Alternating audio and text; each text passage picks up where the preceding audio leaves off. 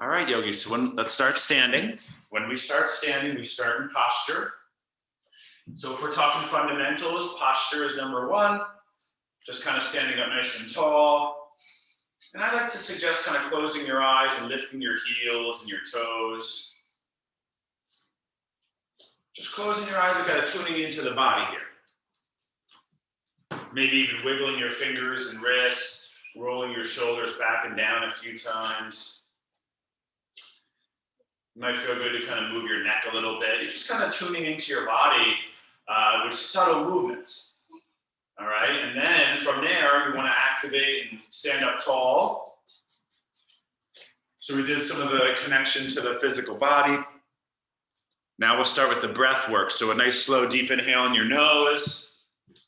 Nice deep exhale.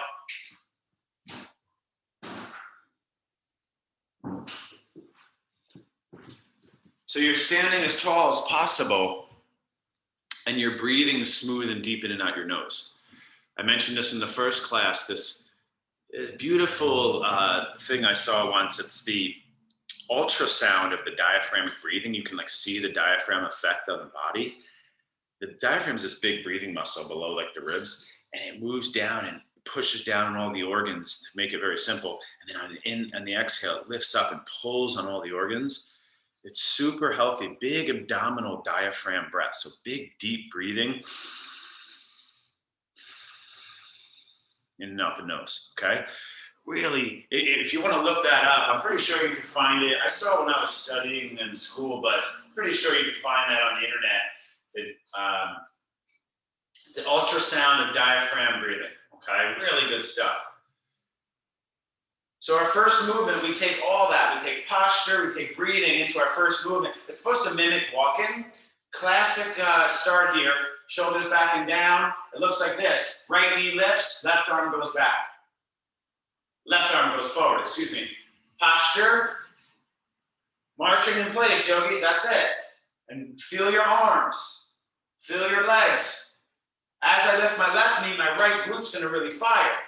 You know, this is what it looks like broken down into two parts. Now, some people get this going. Think walking. You don't walk right hand forward, right leg forward. You don't walk like this. It's opposite leg and arm. So as my left leg goes forward, my right arm goes forward. See how walking? It's this. Yeah, I want you to move. You can even go a little faster if you want. But make it quality, stand up tall. I want a lot of movement in the hips and the arms is the idea, okay?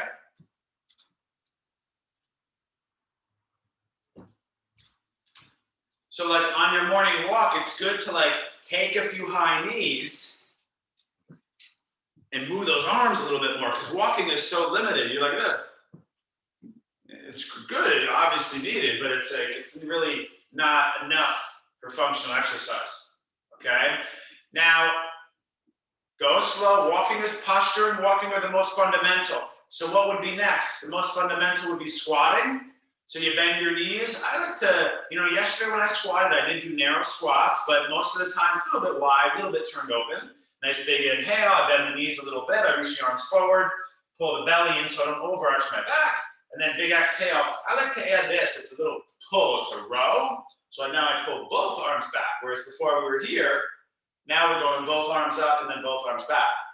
Gentle squatting, inhale, exhale, inhale, exhale. So just notice at the top here, guys, I am kind of, taking myself out of here and I'm squeezing the butt.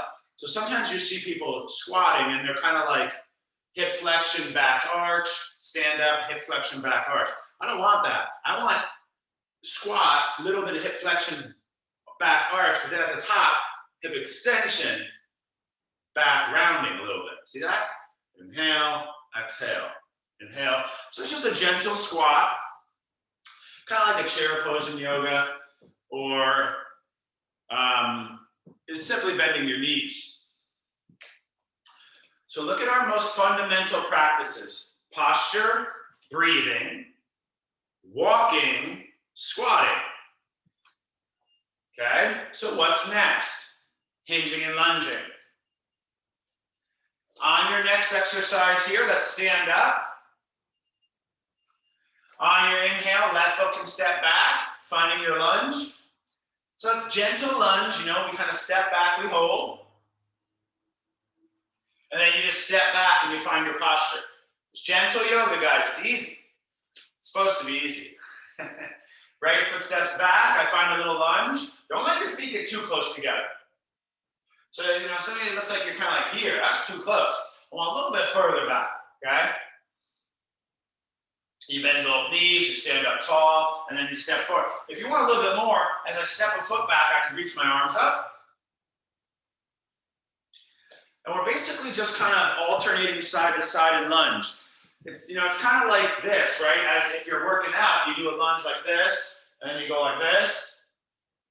It's kind of the same thing, but we're on a yoga mat, so we're doing it this way. I like to step back instead of the step forward, because you hit the back line more, and we don't tend to lean weight to the front knee as much. So we're just doing a couple easy side-to-side lunges. Think about gentle strengtheners and movements of the body. It's the most fundamental.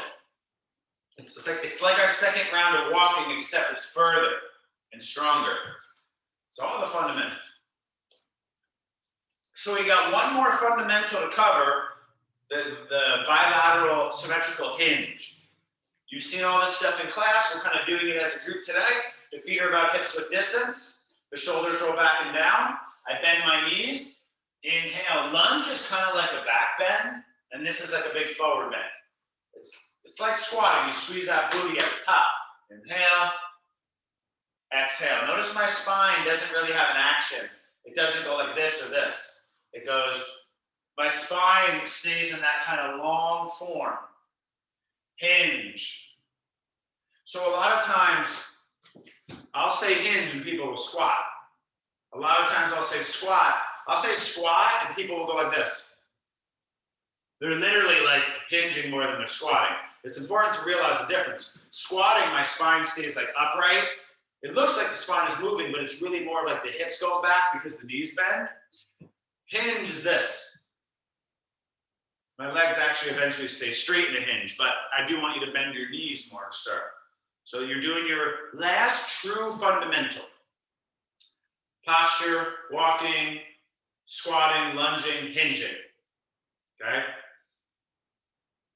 You're supposed to do hinges every day, yogis. I mean, you have to do it anyway. You have to bend over and pick something up off the floor.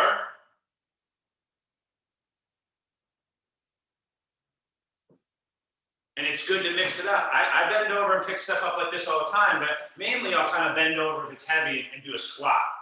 So it is a combo of both, really. I like to get you in squats and practice hinges and power yoga. So listen, yogis, now we're going to get into the second tier of fundamentals, which starts rotation, all right, and pivoting in the legs.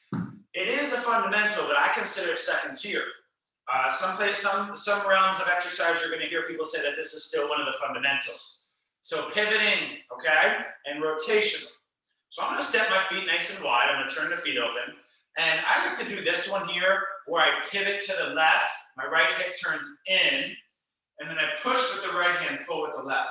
So we're still in full body. I inhale center, and then I pivot and turn. And it's this little dance of pivoting feet. The hip rotates laterally. This hip rotates medially. The hips abduct and adduct. This is why I like this one so much. It's really good stuff.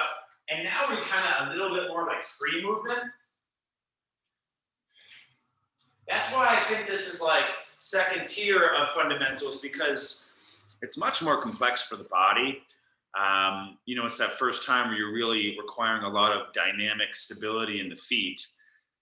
And, you know, it's that first tier of like really free movement, whereas squatting, lunging, hinging are very structured. This is a little bit more like dancey and like creative. So, you know, there are ways to do this a little bit more fundamental, but this is a really fun way to start moving the body more freely, okay? Now, I want you to take your time. The next lateral movement, the next fundamental movement, let's say, would be lateral, right? So kind of think moving your hips laterally. So I'm gonna meet back in here, and now your legs just stay what we call closed chain. Your legs don't move. Don't let the feet get too close together. This is a really good one, yogis, this big lateral tilt. See that? So I'm not really, the only thing that's really moving in action, you can see I'm using my fist to show you my hip bones. And then look at that, I'm moving the pelvis side to side, okay? Now you can bend your knees a little bit if you have a little sensitivity in the knees. And this is a very simple movement, but it's super effective and good. Now from there, I like to add on, where I bend the knees, I tilt left, and then I go circular. So I'm bending those knees, I'm getting a little dance-like again. You see how like structured movements went into more like free and creative movements? That's a good general rule of thumb.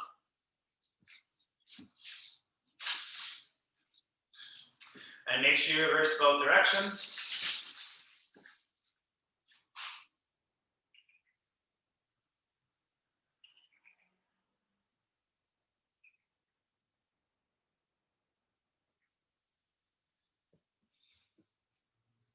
All right, yogis, let's slowly step our feet closer together. Another fundamental here is the calf raises. And I want to keep reminding you to do these regularly. I think it's one of the most underutilized things for walking.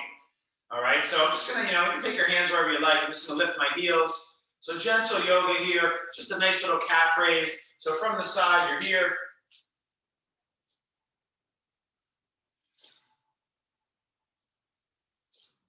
Notice if you kind of fall out of it, try to lift and like, almost like pause for a moment.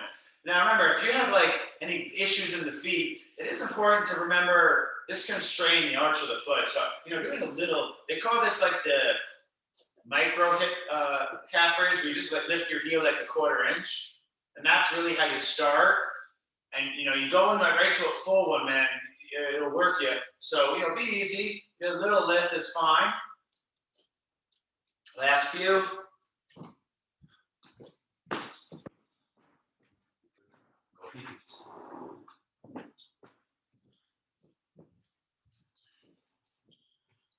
All right, yogis, some arm movements. So stand up. If you're just joining, we're doing like a nice 25-minute standing routine, and then we're going to be nice and still and relaxing on the floor and stretches. Arms go down by your sides, go wide, palms up. It's kind of like the arms of a jumping jack. But we're going to do it isolated and really feel your arms. There is a rotational quality. Palms go forward toward the body. Palms go forward toward each other. Okay, last few.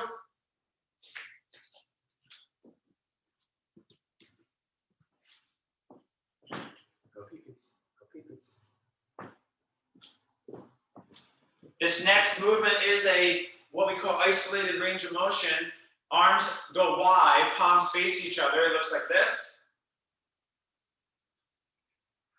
And you can activate here. So as I cross, I kind of squeeze the muscles in the chest. And as I go back, I kind of squeeze my back muscles. Last few. Notice I'm switching the arm that's on top. Right arm on top, left arm on top. Last few.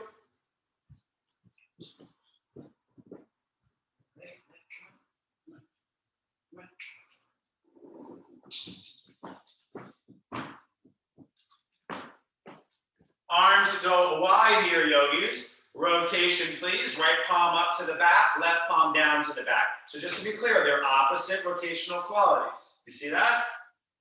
And then I switch. So I do have that slight pause, and then I switch. You're going to feel a lot of interesting sensations, most likely, around the thumb and the wrist. Especially if you've ever had any injuries in like the elbow, the wrist, or the hand. This might really expose some of that fascial tightness. So you're going like this, yogis. See that? Last few times.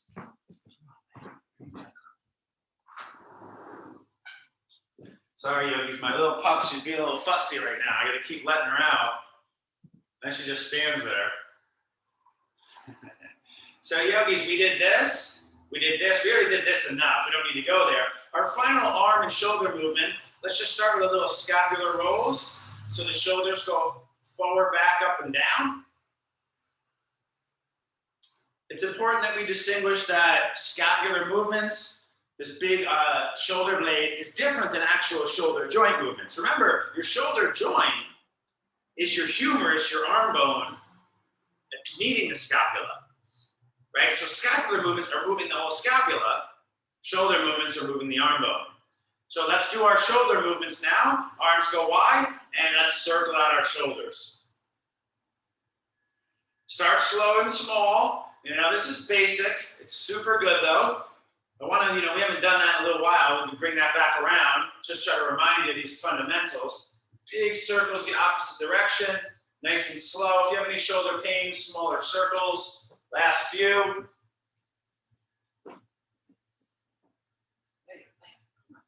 are you going?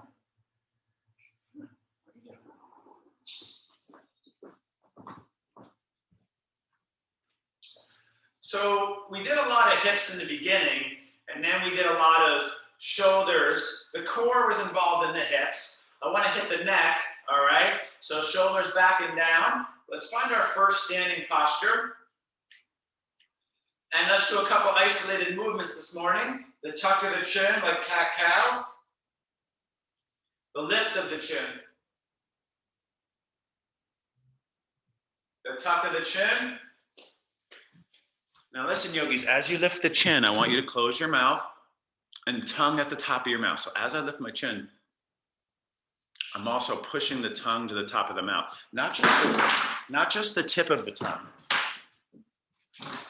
the base of the tongue goes to the back of the mouth. You feel probably way more of a stretch there, and you notice how muscular, the tongue controls all this musculature. Look, I'm just moving my tongue, look.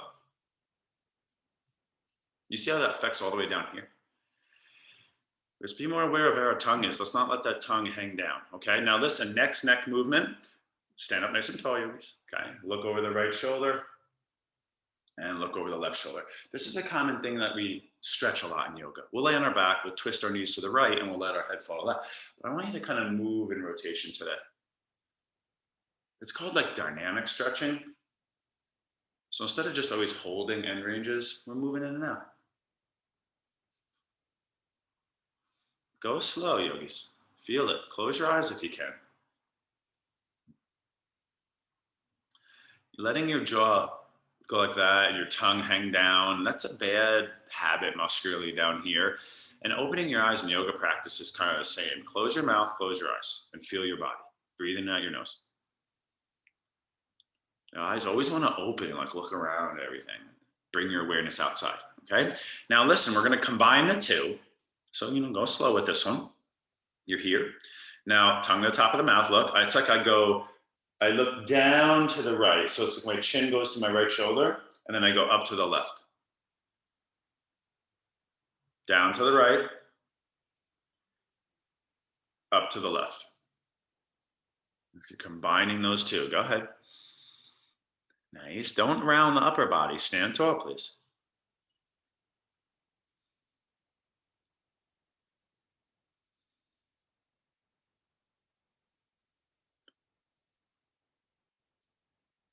All right, and then you do your second side, down to the left and up to the right.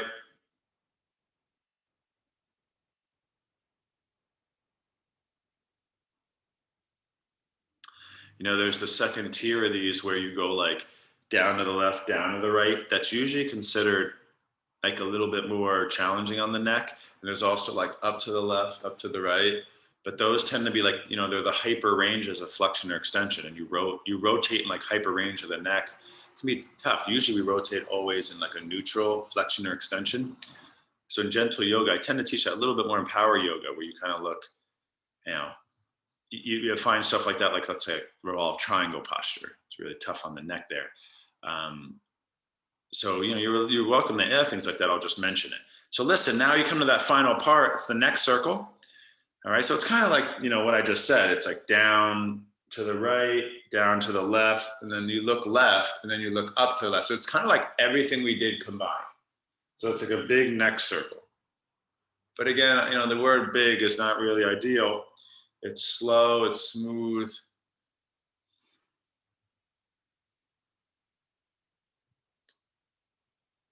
And there are multiple type of neck circles. I don't really break that down in this class. The neck is, the spine is one of the most complex movers in the body. And you can do a lot of like subtle things here. So you can do a neck circle that's like what I call the swivel a lot. It's like this. You're kind of basically always looking forward. And then there's that big neck circle that I'm teaching today where it's like you look down and left, then you look left, then you look up left, then you look up right, down left. That's usually the big one that's taught in like more athletics. So make sure you went your second side. And this is going to take care of all of our neck today. There's a few other things we could do, this one. There's a few other like, traction stretches, forward and backs. Okay, now our final thing is the stretch for the lateral neck. This is the action we're lacking here. So shoulders back and down, and just simple boom, left ear, left shoulder.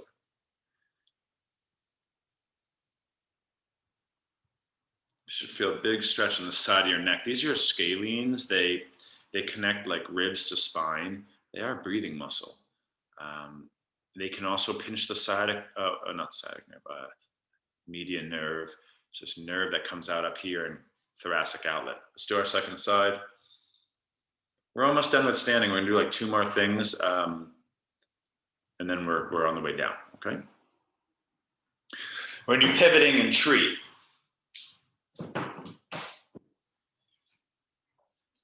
So you did a pretty good job there with your neck. You're gonna shake it out. And you move a little bit to shake it out a little bit. Remember like Qigong shake? We haven't done any like fast movements. This was probably the fastest if you missed that in the beginning. So, it's good to just shake it out a little bit if you need. Now this is the pivot. So it's our second pivot of class. In case you missed the first one, my left foot's gonna stay sealed to the floor. My right foot steps in front of me and turns in. And then my right foot steps behind me and turns out. So it looks like this in true speed.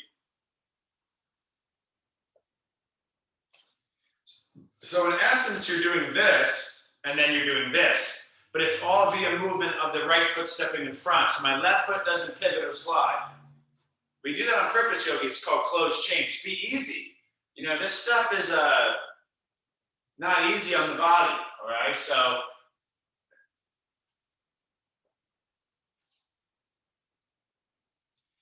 it's the same as this, yogis, in a sense, right? So I want you to feel that kind of what we call these wrapping spiral muscle lines. You feel some interesting thing in your knees maybe, so be easy. Don't see how far you can go.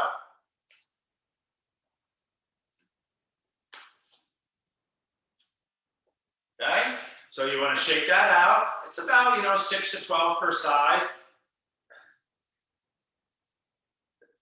Left foot in front. Left foot back. Left foot in front, turn in. Left foot and back, turn out. In essence, we do stuff like this too. It's kind of similar. It's very similar. We also do it like this. Quite similar. I like to have you make sure you repeat the closed chain. So it's the idea of keeping your foot traction to the floor. It's going to create the stretch in that leg.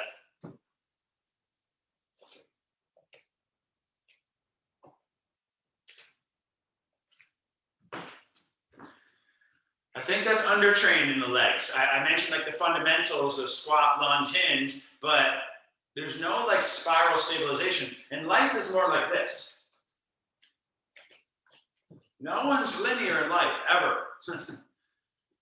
So we got to be careful. That's the foundation, but we got to get outside that. Now look, little break here. Balance, our last thing, standing. So work here.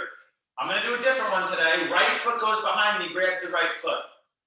So I'm going to add a stretch, okay?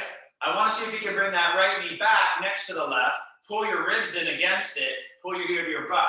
So I am actively pushing my pubic bone forward. Pull it. See this action? Ribs in, knee back.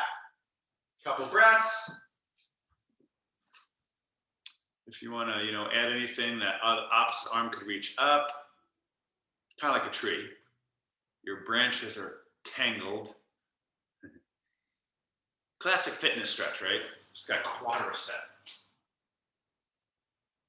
Just notice you do things like this, you're here more, okay, trying to stand up. A lot of times we'll do opposite hand grip. I'll just give you the same side today, okay? Let's do our second side, give it one of these. We didn't do this, you know, yet, it's like my favorite movement.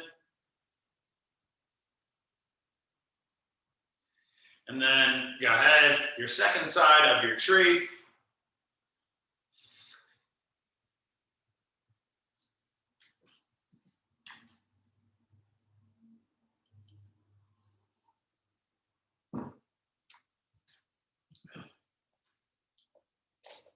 So we're trying to hold, it's a classic quadricep stretch, but what happens is the knee wants to be forward, pull it back. Then that makes you want to arch your back. Pull your ribs in, but don't let your knee go forward, pull the heel of the butt. You're gonna feel the stretch go up kind of higher, hopefully. This is my, like basically my number one stretch if my back hurts. And then I'll usually go lateral, medial rotation hip, and then rotation spine. So most people would think this, but you know, that's not, it might make the top 5 for me. It's not for everyone.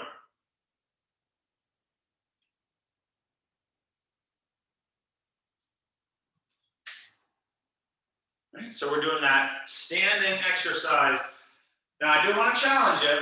We got one more standing exercise, and since we have all regulars, I'm doing a little bit more challenging balance. So that one. And now it's going to be a moving balance. So it's a lateral movement and balance. I'm going to put my hands on my hips, roll my shoulders back and down. I'm going to, whatever leg went behind, now it's going to come in front of me. So now think about when you're lazy and you're standing, you kind of go like that. That's it. And we're going to go right. So my right leg is down. If I get lazy, my hips flop to the right, and then the action is pulling them to the left. So it looks like this. Look at my head. It doesn't really move. What it is, yogis, is this again. Remember this? So it's a lateral tilt, but now with more strengthening. If it's too much, just stay here. Try to stand up tall. It's like you get lazy, your hips flop to the right, and then your hips pull to the left. Adduction, abduction. So it looks like that. Now from the side, it looks like this leg is moving, but it's really not, right? It's the hip. So you can see how lateral it is because it'd be hard to see from the side. You should feel a burning sensation in the outer hip. So what glute medius is often called your main hip stabilizer. It's this big outer butt muscle. It's a really nice one. You know, we're basically doing this with it, but with weight on it. So you're going like this. It's a subtle one. It can be quite confusing and challenging. So you shake your legs out a little bit, guys. And then it's our final standing exercise. So 2 challenging balances because we have all regulars. I get lazy, my hips flop left, and then I actively pull those hips up over to the right. So it's a lateral tilt. You see this? You're lengthening that outer hip, you're shortening it, contracting it, lengthening it, shortening it. It's not this, yogis. It just looks like that's moving, but it's really not. It's the pelvis.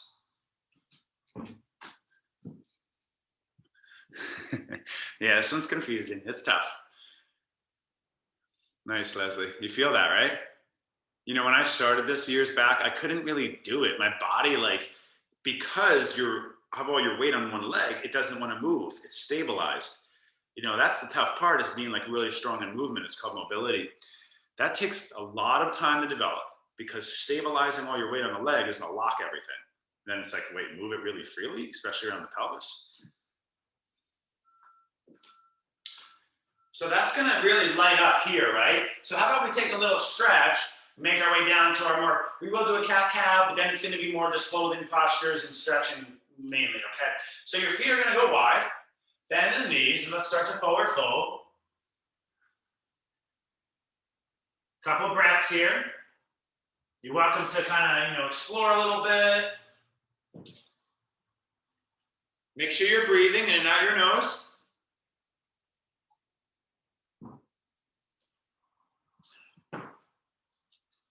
Next position is the tabletop and the cat-cow. So I do want to do this here, yogis. Even though we did all those great movements, you don't get like this much free movement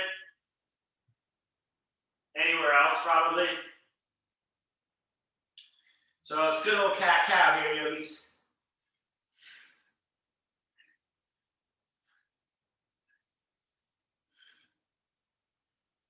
And then it's circling cat-cow, or like free movement. So I started to draw circles with the sit bones, with the shoulders. So a little bit more free movement after a lot of more rigid spaces, like the two balances, the forward fold.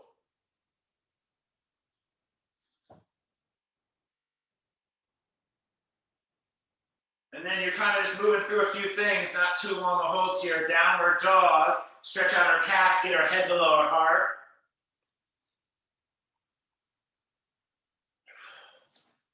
Remember, so I mentioned in the beginning of class, there's a really cool thing, when I was studying myology, it's the ultrasound, right? It kind of allows us to see inside the body, right? And there's this ultrasound live of the dynamic breathing of the diaphragm, and it shows how it like pulls all your bottom organs up and presses all the organs down and moves all your organs.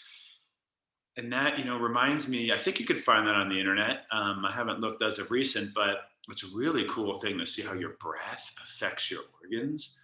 Man, it's like the bottom of your organs on the exhale pull all up. They're like pulled via the breathing muscle, the main breathing muscle. And as you breathe, as you inhale, it like pushes down in the liver and the gallbladder and the stomach and pancreas and spleen. It's like amazing. So the point is, you got to breathe deep here, guys. In and out your nose, belly breathing. All right, so listen, down to your chest. First static stretch. We need this one. We're standing up. And all that standing exercise can be like tensing up the back. So we're just going to go Sphinx. I'm not going to do active Cobra this morning.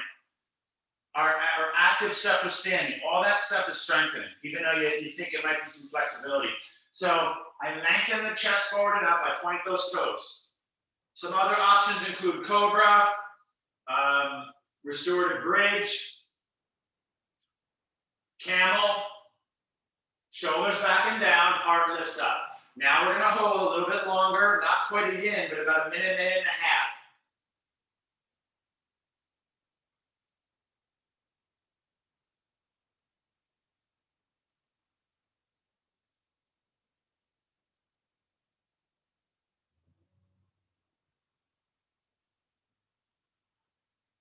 This one can be kind of tense on the shoulders, right?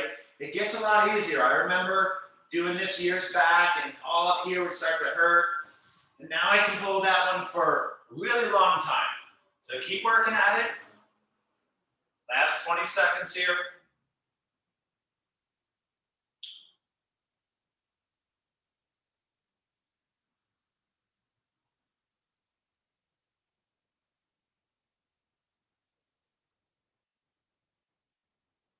Big inhale.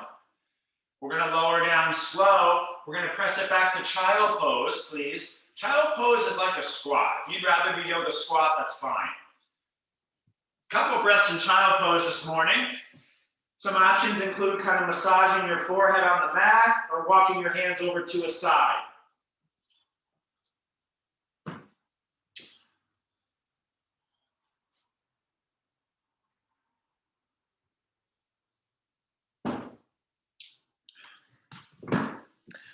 It's like you hear this a lot, like people talking about some postures are dangerous. Don't do this yoga pose because you're going to get hurt. That child pose can induce a lot of lower back injury. Someone who has acute lower back pain, like let's say you have stenosis or a herniated disc, or you have like a counter, you have like a opposing asymmetrical tilt or nutation. Child pose can be way irritating to that. Child pose can be very injurious. Every yoga pose can be injurious to somebody. It's funny to think that it's commonly thought of as like a super therapeutic and healing, healthy pose, but no, you have like this over rounding spine and tight psoas, and you keep going here, it's making the problem worse.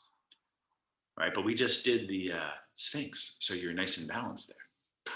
Okay, so let's keep going, yogis. So we are going to go into a big stretch now. Take a moment to shake it out. We'll rise up to our tabletop. I do want to do our classic stuff, which is basically a lunge So my right foot goes forward, my left knee crawls back.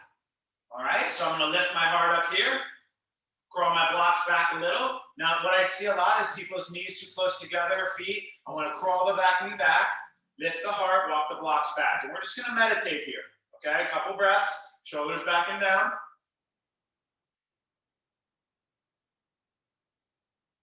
Try to press your feet down a little. Let's not like drop too much weight. And try to pull your right hip back.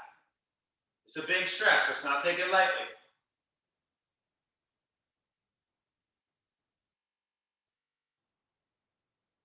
This is a back bend, right? You see how my back is arched. It's a big round, and I'm anterior tilted. So next is gonna be rotational forward bending. Make sense? Okay, big inhale, yogis. I'm not gonna have you hold that one too long. We're just gonna shake it out. This might feel good, just to kind of, throw the leg back or circle it out.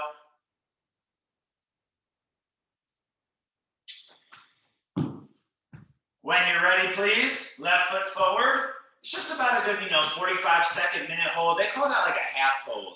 A half hold sometimes is considered 45 seconds, 30 to 45. So a really short hold is like 20 seconds or less. And then the middle hold ground is like 45 seconds. And then the standard long hold is like a minute and a half. It's not considered long in some realms, but in some of the vinyasa, they'll say, okay, long hold, 1 minute and a half, some of the vinyasis. Notice if your back overarches, you do want to work that abdomen in and up a little bit, learning to support that lumbar spine, especially when you arch. It's just like when we lay on our back and we kind of like bring the legs forward and our back wants to arch. Same thing, your back wants to arch via leg position, so you pull that abdomen in, or in that instance, you press your lower back arch flat, okay?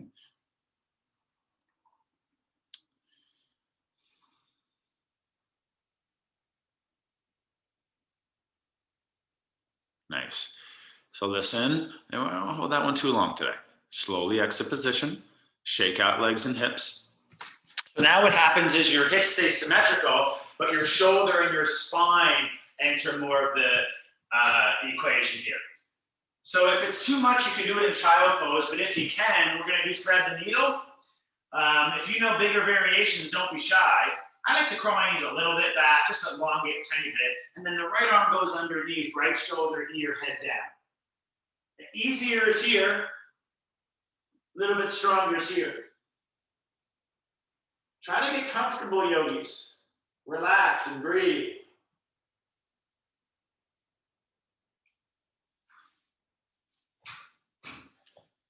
This can be a very kind of awkward or uncomfortable position. But over time, you kind of find ways to make it more comfortable. I could stay there all day now. I used to not like that pose that much.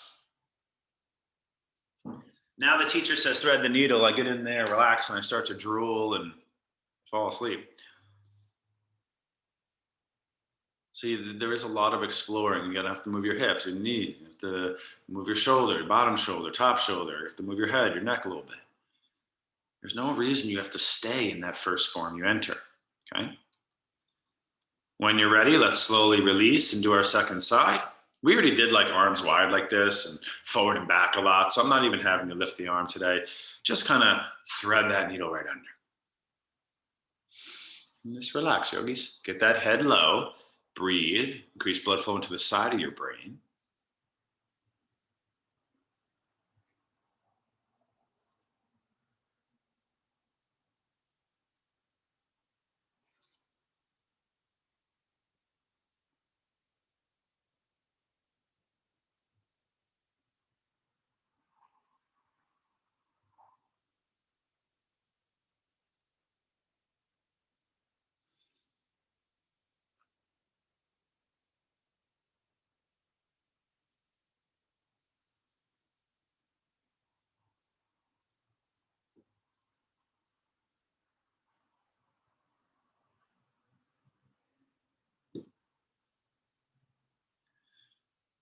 So in this one, yogis, it is an inversion.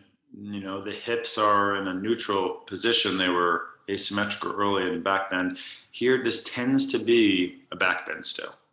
Okay, so we add rotation to extension. That's in therapeutics. So you're gonna exit that, and then you're gonna take your time swinging your legs around, come to seated position. I'm gonna teach Sukhasana today. It's our substitute this morning for a figure 4 thread the needle. I like to add this one because it's bilateral, which means you're hitting like both legs twice. And plus you have to work some spinal lifting, so it is more active. A lot of times on your back, everything kind of disengages. We do that one more often than this one. But just notice here, if you're gonna do this with me, my right shin is in front of my left, and I'm crossing my shins. I'm not crossing my ankles, and the ankles aren't tucked under me like this. I actually kind of bring my shins more forward. So my shins are like parallel to the front edge of my mat here. So if I were to look down, there's kind of like a triangle on the inner thighs and my left calf here. So I flex my feet. Notice how my toes are facing you guys. They're not pointing out like this. And then I'm going to sit up, and then I'm going to, guide my chest forward here. I press my feet down a little. I lengthen my heart, and I take a few deep breaths here into those outer hips and lower back. So you don't want to round your spine too much, right? You kind of lift the length a little bit more.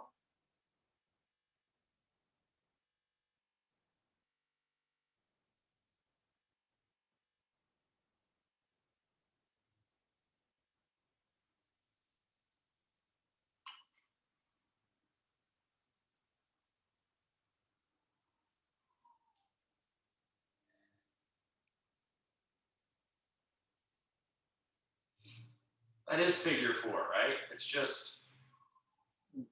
the same thing. All right, get out of there, switch sides. I like to lean back and shake it out a little bit. We have 2 more things seated, and then we will be on our back, okay? Left shin in front of right, flex the feet. Big inhale, let's try to sit up, and then forward fold. Close your eyes, take a few deep breaths into that tightness.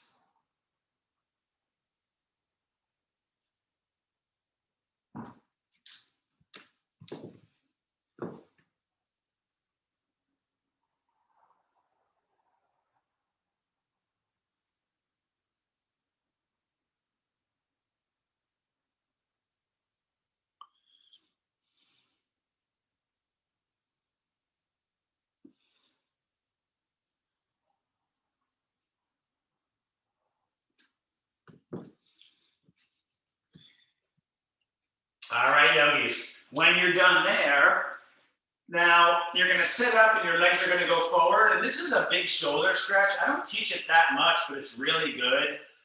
It's for like the front of your shoulder here. It's very commonly tight because we're here a lot in life. So what the vertical line, I have you do this one a lot because it gets pec major, but we did the movement today. So here we go. My arms go behind me. First krama, first level is fingers face behind me, a little bit wider than shoulders. My butt goes forward as my chest starts to dip down. Now, I do want to let my upper body go down, but I kind of need to press my palms down and lift my heart a little. So my arms go behind me, my chest lifts. That's the first level. Now, if you don't feel that much, what you do is you turn your fingers forward, and then your elbows bend. They don't bend out to the sides, they hug it in and around. So I'm not here, I'm more here, okay? I walk my hips more forward, I bend the elbows, and I should hopefully start to feel a stretch right in like what we call the anterior delt. So it's like the front of the shoulder, these front shoulder muscles, like right here.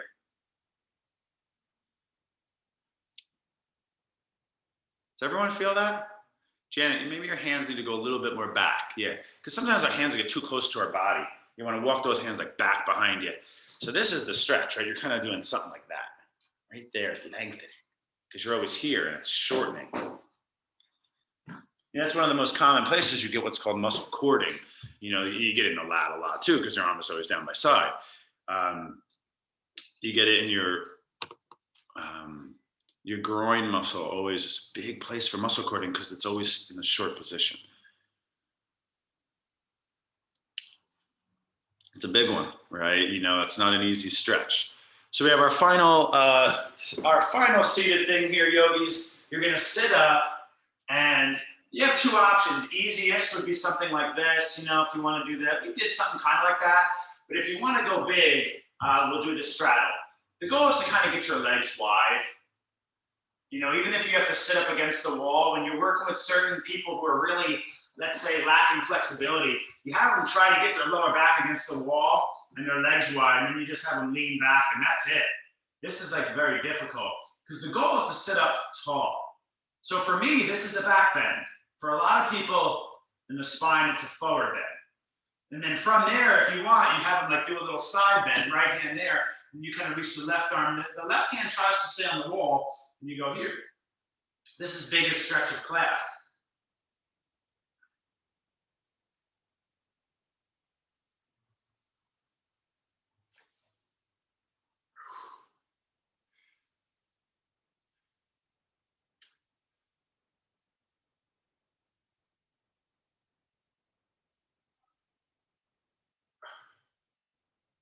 Okay, now you gotta go slow. This is a big one.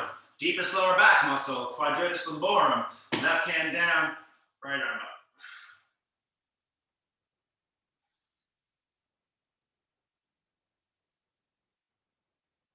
That is one of the double psoas tractions, abduction, bilateral horizontal abduction, and lateral flexion.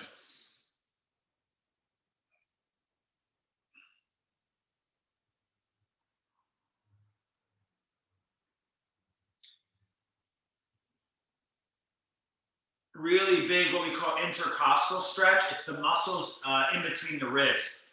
So it's kind of like a side cat-cow, let's say. If you want to come back to center and go forward, I wasn't planning on doing it, but you know, might feel good here for a moment. And then it's restorative postures from here on out.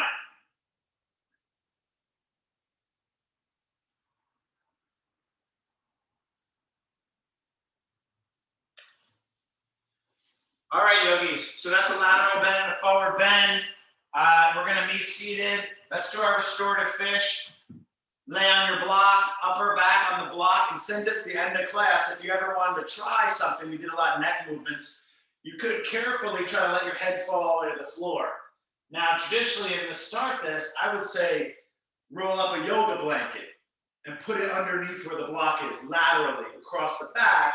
That makes this a lot more, you know, approachable and doable.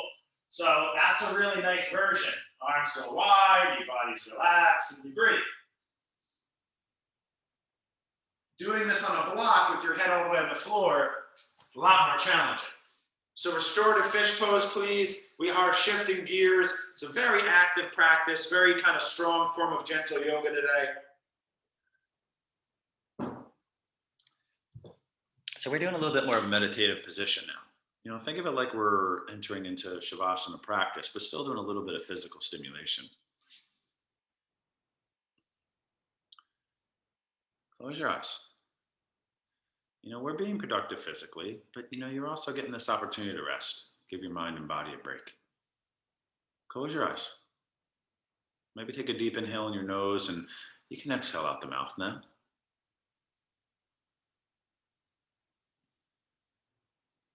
Let the body get heavy.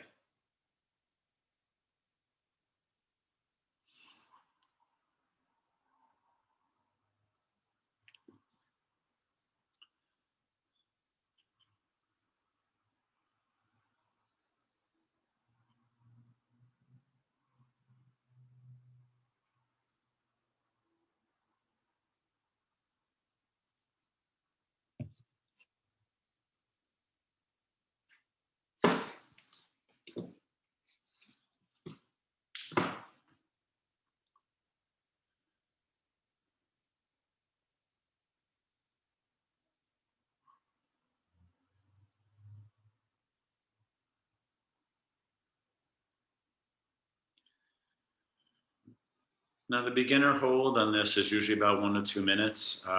You know, think about it. You're saying, disengage all my muscles around my spine and then push forcefully into my spine.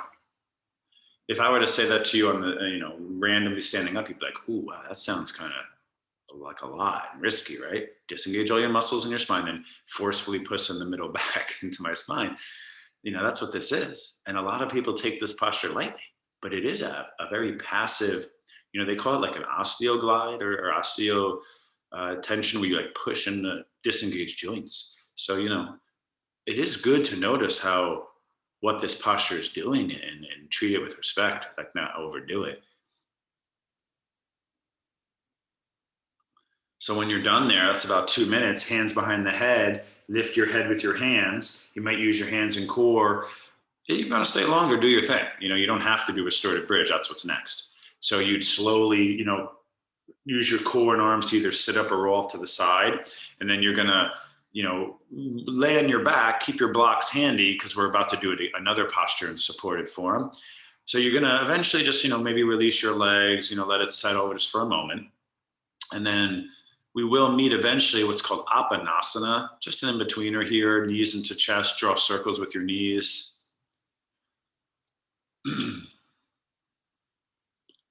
So, you're in soothing mode here, drawing circles with your knees. So you're still laying on your back, right? And then from there, you push your feet down, lift your hips. So we're not doing bridge today. We did squats and hinges and lunges, right? So that kind of takes care of all that. Block goes underneath your hips now. So your upper back, your shoulders, your head's on the floor, and you lift your hips like bridge, but you slide that block under there. Now you have the option of throwing your legs up in the air, get a little drainage, elevated limb, or you have the option of just staying there. There is full extended bridge. I won't demonstrate it, but if you know it, you can. Now we're gonna go for about a good 2-3 minutes here. And just to be clear, we're basically gonna, call it a day after this. I'll give you a minute to do maybe a final twist or something, but if there's any other postures you wanna do, you have about 2-3 minutes left. So close your eyes. Try to enjoy this now, yogis. Breathe.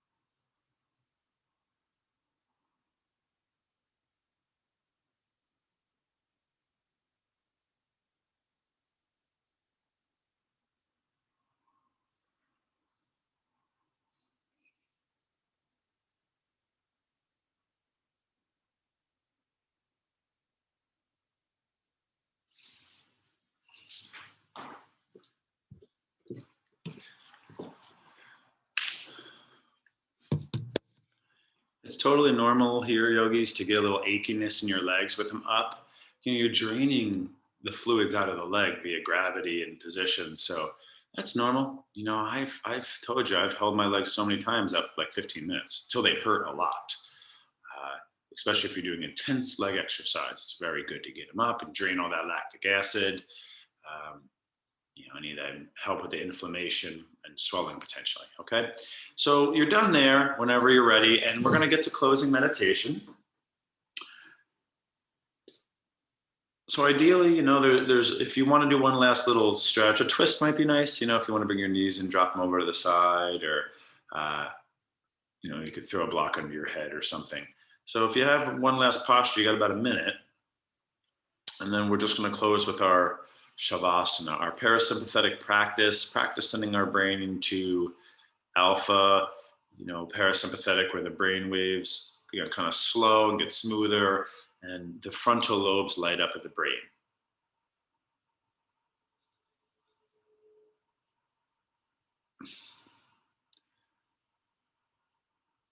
All right, and then, you do your second side or your little last posture, last 30, 40 seconds. And eventually you're going to establish yourself in a comfortable position. And I like to suggest taking a few moments, take a deep breath or two, and even think positive thoughts, think of a little something that makes you happy, like a puppy, or think of the gratitude meditation, like things that make you feel grateful. And that we know that those type of thoughts light up the front brain, the prefrontal cortex. Let's call it the most interesting part of your brain, or the most evolved. We know that certain thought patterns light up this center, okay? And then certain thought patterns kind of turn it off. Things like fear and anger. I always say, anger is not, a bad emotion, but it does light up what's called center amygdala. They call it the bug brain. You say all you want, but it does, every time you're angry, it does reform your brain. So it's up to you. You can say whatever you want, but we know anger does reconstruct your neural network, your neuroplasticity. You do go into default brain and beta sympathetic brain system where you are in stress brain, you are in fear brain. And every time you do that, the behavioral psychology is clear. If you're watching a scary movie and you're actually really scared, you are scared, it is real fear response. You do empower the amygdala and your frontal lobe shut off. So, I think in the long-term future, humans will probably steer away from that. So when you're ready, yogis, final meditation here. Close your eyes. Start to relax. And just go into a trance, allowing the mind and body to rest. If you're going to think, try to think positive thoughts. Final meditation.